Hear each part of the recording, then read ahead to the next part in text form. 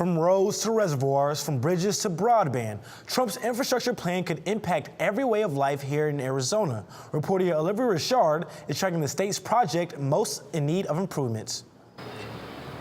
When it comes to infrastructure, Arizona's state ranks amongst the worst. That's according to a report released in 2015 by the Society of American Civil Engineers. The Grand Canyon State received a C rating.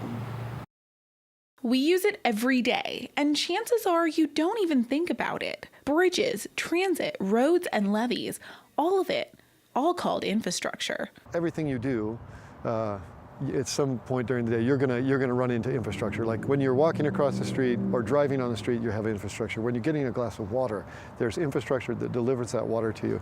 And according to the most recent report card released by the American Society of Civil Engineers, Arizona's infrastructure could use some work. A C, I mean, for most parents, if your kids bring home a C, it's not, you're not jumping up for joy. But in context of the national report card, which was, I think, a D, we're not doing that bad relative to that. The Trump administration's proposed plan would allocate $200 billion in federal money to fix the nation's aging infrastructure using a 20-80 matching funds split, meaning 80% coming from state and private entities. And so with that being the case, that would mean we'd have to raise $40 million, or $40 billion to match the federal government contribution. So in that case, I mean, it's a pretty big hill to climb.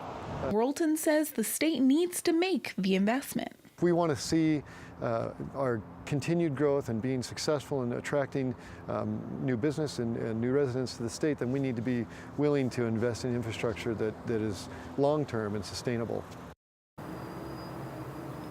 We reached out to ADOT as well. The Assistant Communications Director tells us that the additional federal funding would likely speed up the projects listed in the 5-year construction program.